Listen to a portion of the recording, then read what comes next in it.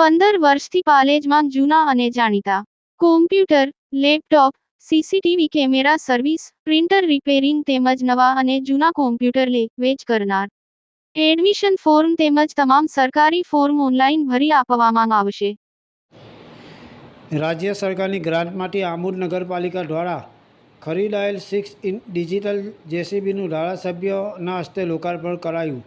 પાલિકાના પ્રમુખના વહીવટથી નારાજ સભ્યોએ ગેરહાજર રહી સૂચક ગેરહાજરી બતાવી.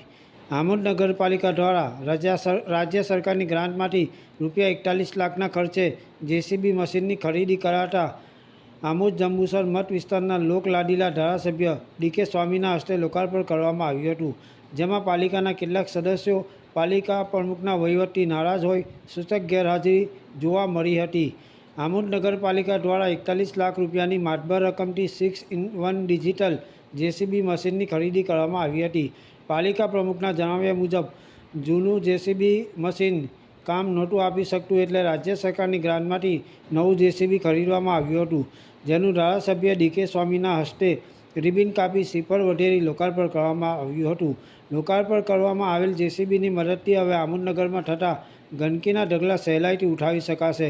જાહેર માર્ગો ઉપર અડચણરૂપ ઝાડી ઝાખરા, ગાંડા બાવળ દૂર કરી શકાશે, તેમજ પાણીના નિકાલ માટેની ગટરની પણ સાફ સફાઈ કરી શકાશે.